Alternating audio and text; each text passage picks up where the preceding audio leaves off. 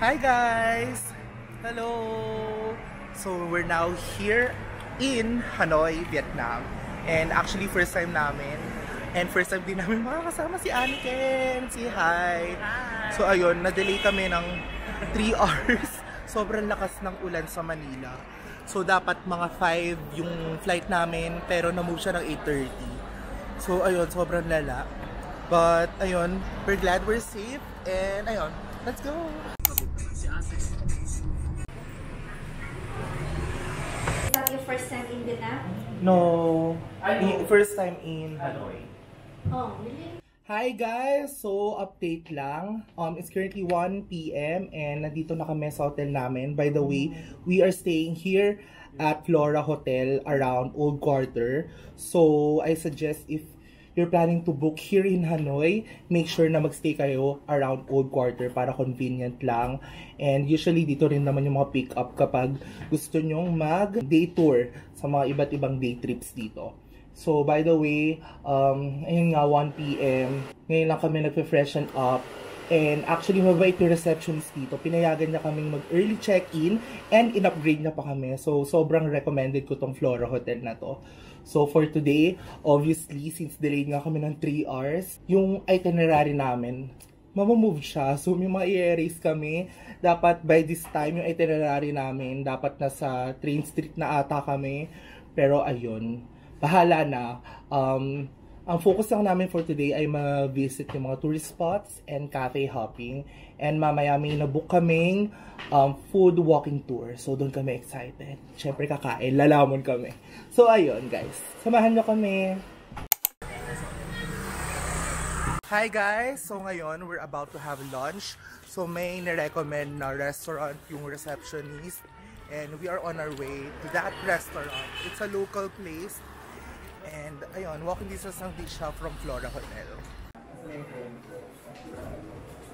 Hi guys! So ngayon, very local yung atake namin.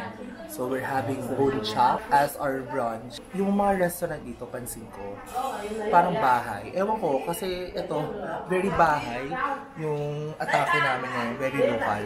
And eskinita yung dinaanan namin, and may mga kumakain doon. So feel ko very common lang siya dito. So we're having bone chop. Para siyang barbecue. Sarap. Para siyang barbecue. Para siyang barbecue na may talagang noodles. Ay, na may noodles, tas may soup. Yung ganito lang yun. Oh, wow.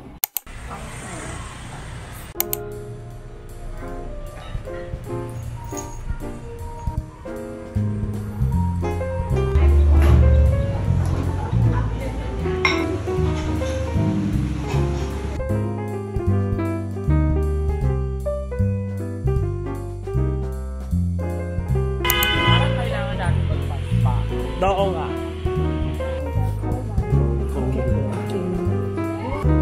Condensed milk and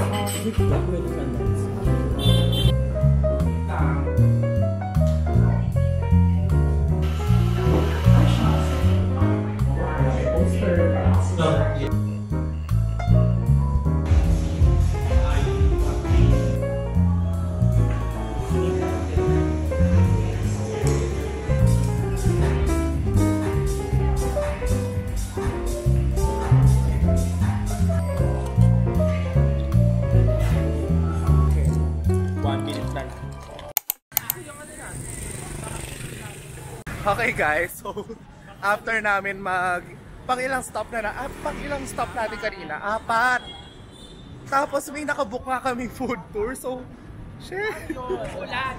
So uulan pa. Tapos lalaman na naman kami. So halo-halo na naman yung mga nakain namin for today. Correct.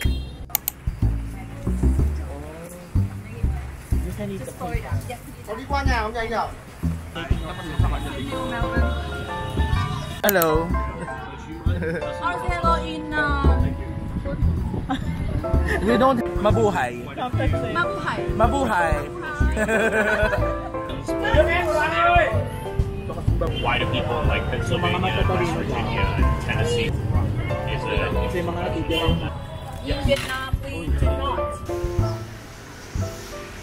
So guys, ayun, simula na pala yung food tour namin and we are on our way to our next stop, yung second stop namin. So, ang sarap ng una namin nakakainan, grabe, as in. So, it's a walking food tour. So, ayun, mag-walk lang talaga kami habang umuulan. Thank you. I like the band. Spicy a little. Baka.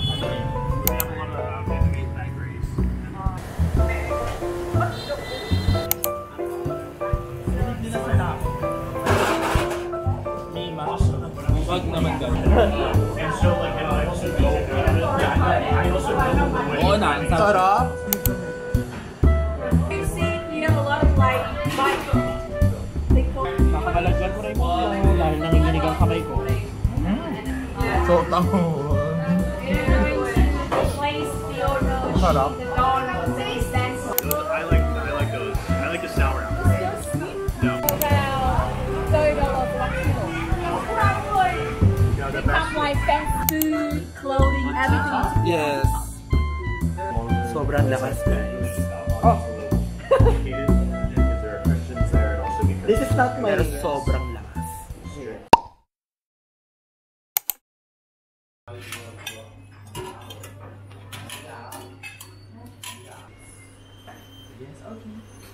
Good morning everyone. So it's currently 7:10 a.m. and it's currently our day 2 here in Hanoi. And ngayon may free breakfast yung hotel namin. So sobrang nakakatipid yon. And yung agenda namin for today ay may nabook kami Halong Bay Tour. And I booked this via Klook and you can use my promo code here. So I'll be flashing my promo code here for discount. Kasi sobrang laking tipid niya. So make sure to use my promo code. So ayun, kain muna tayo guys. Ginawa ko lang. Hi guys! So ayun, update lang. Sinundo na kami ng tour guide namin. And we are on our way sa, again, binook ko sa Klook. Ito yung Halong Bay Day Tour. So from Old Quarter, parang mga 3 hours yung biyahe namin. So ayun, update ko na lang kayo guys kapag nandun na kami.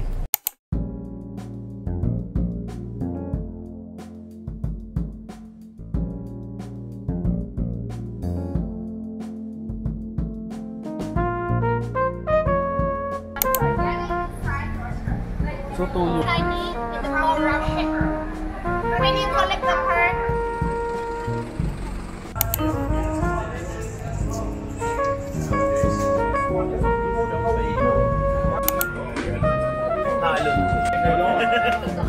At least nasabi sila. Hi guys, so ayun, nandito na po kami sa cruise and we're about to start our Halong Bay journey. So before kami mag-start talaga sa mga pupuntahan namin, may provided na parang lunch sa amin na buffet.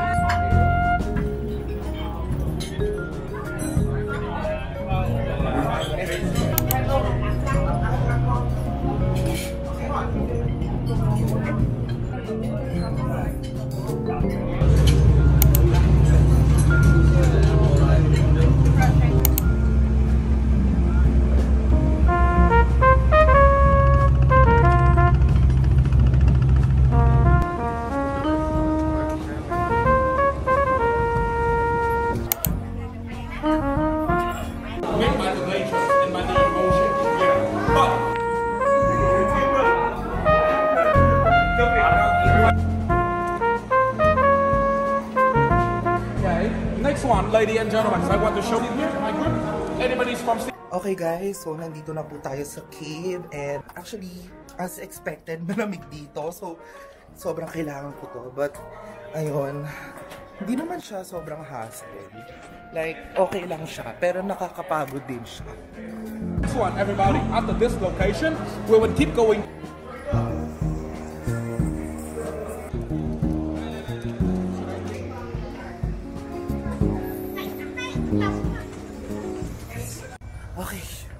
Okay guys, grabe yung inakyat namin. So if pupunta kayo dito and if i-take nyo tong tour na to, just make sure kaya nyong umakyat. Kasi kami hinihingal na kami. Kasi may option man na hindi tumuloy sa tour na to. Like, mag-itay na nga lang kayo sa mga kasama nyo. Pero ayun, for me worth it naman. If kaya naman, then go, diba? So guys, as you can see, umuulan po dito sa next stop namin. Pero dapat, dito may choice ka na mag-bamboo or mag-kayak. Free naman pareho, pero kami, since wala kami padalang pang swimming, so bamboo na lang kami. And hindi kami marunong magpedal, so yun, magbabamboo na lang kami. And kasi nga lang umuulan, so nagbebenta naman sila ng raincoat dito. Hindi ka mapinto.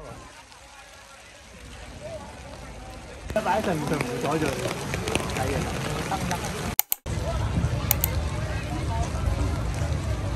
Hi guys, so ayun, update lang. Hindi na ako naka-vlog pero nandito kami sa island and grabe.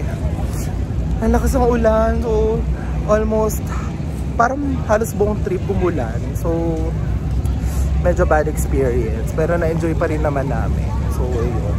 Grabe, binagyo kami dito. Hey. Say hi. Hi. Hello.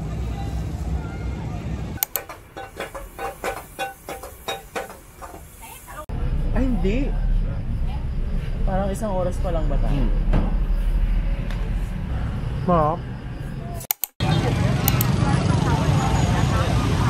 Hi guys! So ayun, we're back sa hotel. And ngayon, 9 PM na here in Hanoi. So, nag-freshen up lang kami kahit di na kami mukhang fresh. Kasi kailangan talaga namin. Sobrang init kanina as in. Pero, highly recommended. As in, nag-enjoy naman ako. Lahat ng mga food na sinerve sa amin, ang sarap. Umulan lang talaga. Feel ko, yun yung parang medyo sad part. Kasi hindi namin sobrang, lalo na yung huli, yung island. Kasi balak namin talagang umakyat sa mountain. Pero grabe yung ulan kanina as in.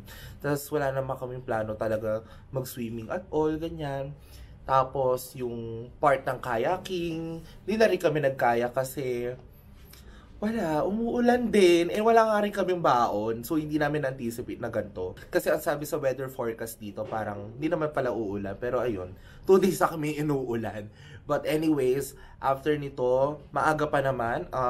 Yun nga, 9 o'clock pa naman here. So magdi-dinner muna kami. Then after dinner, maghahanap kami ng mga pwedeng ma-shop dito. And I think medyo late nagsasara dito. I'm not sure. Then after niyon, magwa-bar hopping kami. Kasi of course, hindi pwedeng hindi mawala yung bar hopping. Yun yung parang mga ginagawa namin whenever we go to other places or other countries. Syempre, hindi mawawala yung ma-experience din yung nightlife nila. So, ayun. I'll bring you guys along with me. So, let's go! Yung 60,000. Oh, para sa gusto mo ng chicken na deep fried chicken wings. Okay, sige. Hi guys, so ayun, as you can see naman, nasa kainan na kami. And buti nakaabot kami kasi saktong 10 o'clock yung last order nila. And ayun, buti walking distance lang siya sa hotel. And nirecommend lang din naman siya ng receptionist namin. So, if you're not really sure and if gusto nyo talagang ma-experience yung mga local, wala masyadong turista, I think, it's best na magtanong kayo sa mga receptionists, especially if around Old Quarter lang naman kasi dito lang din naman kami mag-init. So after nito, kasi naparami din yung order namin. So after nito, baka mag-egg coffee kami, tapos bar hopping, kasi tomorrow alis na kami. Kasi pupuntahan kami another country. So ayun guys, yan, wait lang namin yung order na. So ayun. Dapat lang. Guys, kain tayo. Bakit mag-dessert? Sarap. Balot na malapit sa buhok.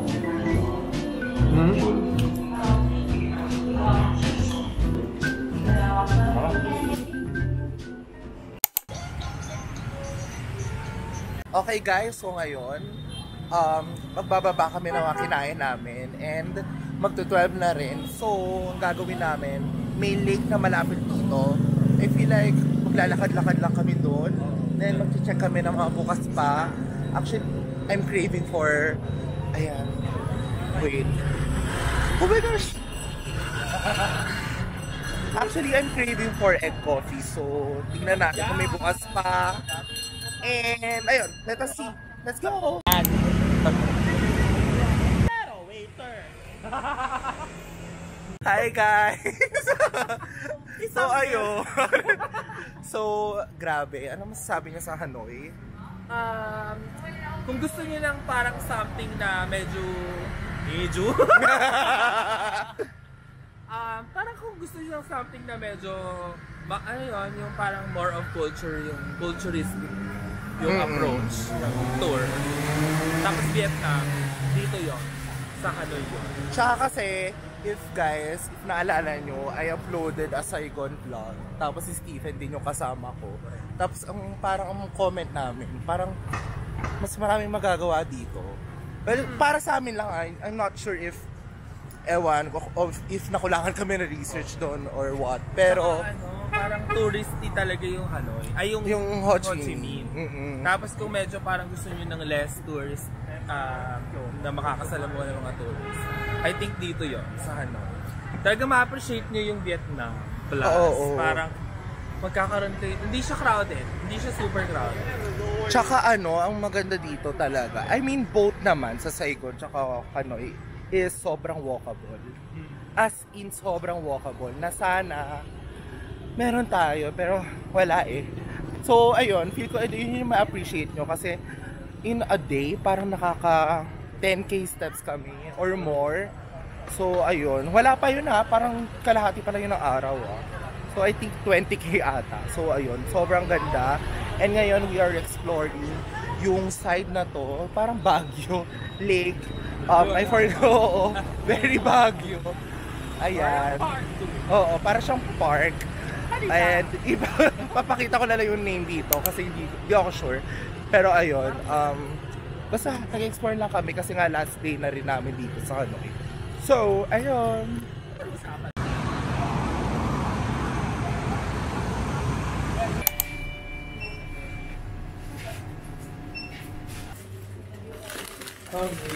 See you. Sabi ko. Pagkainom natin, malalaman na kung kailan. Ikaw namatay ka pa talaga dito. Hindi Ay, tikman mo. Hi guys! So, it's our day 3 here in Hanoi and last day na namin ngayon. So, mamaya pa yung flight namin kasi may pupunta ulit kaming another country. So, mga 4 o'clock pa ata yung flight namin. Kaka-10 lang. So, isi-squeeze namin yung mga dapat na magawa for this day. So, pupuntahan namin yung mga tourist spots, ganyan. Cafe hopping if kaya pa. Basically, para ma-check lang namin yung mga must things to do here in Hanoi. So, medyo late na kami kasi medyo napuyat kami. Ang haba ng mga pinag-usapan namin kagabi. Actually, mga 3 AM ata nag-uusap pa rin kami. Tapos nagising kami mga 7 o'clock na. So, let us see kung ano pwede mangyari ngayon. And I'll keep you guys updated.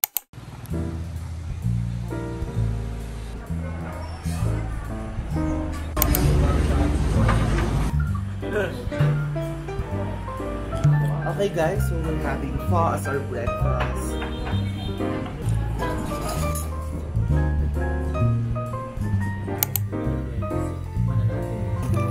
Don't mix nga pala. So guys, hindi yung sabi don't mix daw. Just Ganun kainin. ang sarap. Ang sarap.